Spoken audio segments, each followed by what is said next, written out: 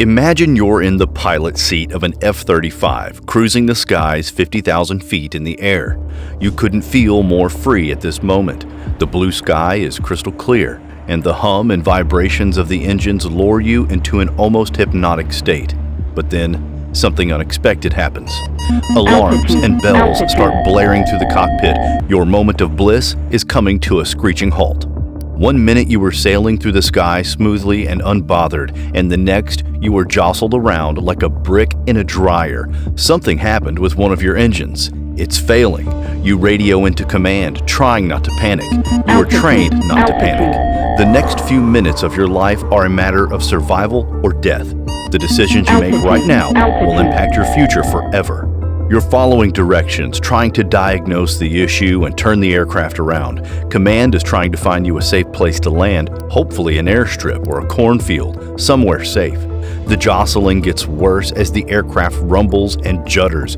You look around, hoping to find a spot to land sooner rather than later. The altimeter in front of you begins dropping. You're going down. In one final attempt, you radio command and look around. There is nowhere for you to make a crash landing. All you can see for miles are the green treetops of the scenery you were just admiring, but cursing at now. Taking a deep breath, you reach for the large metal handle in between your knees. With a sharp tug, a deafening pop is heard, and suddenly you're ejected from the falling aircraft, free-falling back to Earth. Within the next 60 seconds, a parachute releases and brings you and the seat you're strapped to a slow descent. But what happens when a U.S. Navy pilot ejects from a fighter jet? Is there some kind of punishment or recourse? Since 1940, hundreds of pilots have been in similar or more dangerous situations, whether it's a mechanical failure, an enemy aircraft, or a ground-to-air missile. The invention of the ejection seat was introduced during World War II and was powered by canisters of compressed air. The first aircraft to be outfitted with such a design was the Heinkel HE-280 prototype jet-engined fighter. The odds weren't perfect, maybe a 50-50 chance of survival, but it allowed for pilots to have one last fighting chance to return to the surface safely. Ejection is the ultimate, final, last decision for a pilot to make. Every aviator knows deep within themselves that nobody would eject from their aircraft unless it was necessary. In an aircraft, the ejection seat is a specifically designed system to rescue the pilot or crew in the case of a dire emergency. In most general designs, when the lever is pulled upwards, the aircraft canopy pops off the frame and the seat is propelled out of the aircraft. Unlike the early designs, modern ejection systems use a small explosive charge or a rocket motor to propel the seats out of the aircraft. Once clear of the aircraft, a parachute will deploy from the system attached and begin to lower the pilot or crew to the surface safely. For aircraft with two seats inside, the seats are ejected at different angles from each other to avoid collision and to keep the parachutes from tangling together. Ejection seats have saved many lives before, but what happens when a pilot ejects from a fighter jet? Surely there has to be some sort of retribution. Former engineers who have first-hand experience with ejection systems say that ejection from an aircraft is punishment in itself. While the system may save a pilot's life, very seldom do they walk away unscathed. The ejection sequence applies intense pressure on the spine, causing a lot of compression on the bones in a few short seconds. Typical operation time ranges from 2 to 2.5 seconds. During this extremely short period of time, the pilot will experience the compression at an acceleration of up to 12 to 16 Gs. Pilots are schooled in ejection scenarios and are trained to make it a second-nature reflex.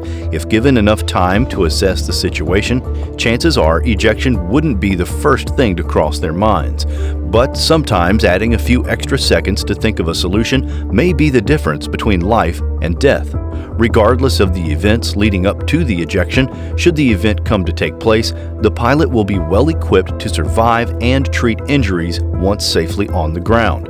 Ejection seats are much more than an egress system. They've been designed to be a comprehensive survival pack and are equipped with an oxygen bottle for high-altitude ejections, radio, flares, a first aid kit, food, an inflatable dinghy, and even a handgun in some cases. In one near fluid motion, a pilot will pull on the handle to begin the ejection sequence. The canopy will shatter, be detached, or something of a similar nature. The seat will be propelled out of the aircraft and accelerate the pilot away from the aircraft. When deceleration begins, a drogue parachute will deploy from the back of the seat to stabilize the pilot. A barometric device times the altitude and will deploy the main parachute. This is when the pilot becomes separated from the seat and the main parachute fully opens. The pilot will descend to the ground slowly with the survival pack attached. In 1995, U.S. Air Force Captain Scott O'Grady was enforcing the no-fly zone over northern Bosnia when a surface-to-air missile struck his F-16. The aircraft begins to disintegrate around him, engulfing in flames. O'Grady had no choice but to grab the handle and eject himself from the aircraft. While O'Grady did survive the ejection, he was in enemy territory. The parachute saved his life, but it put a target on his back. Using the survival kit installed into the ejection system, O'Grady was able to survive for 6 days while evading capture before he was rescued. During a training mission, an F-5N aircraft took off from Naval Air Station in Key West, Florida in 2023. While the details of the crash are unknown, the pilot was forced to eject himself from the aircraft before crashing into the Atlantic Ocean. An MH-60 Sierra helicopter and rescue crew were launched to locate and retrieve the pilot. Within his survival pack, the inflatable dinghy kept the pilot afloat in the water while waiting for help. Whether it be a training mishap or enemy fire, all aircraft crashes are heavily investigated. Repercussions, apart from sustaining injuries, are still possible for pilots to face. More likely than not, though, moments as such will be used as hard learning moments for aviators. If you like this video, be sure to give us a like and comment down below what you'd like to see next time. Be sure to subscribe to stay up to date with future videos, and we'll see you next time.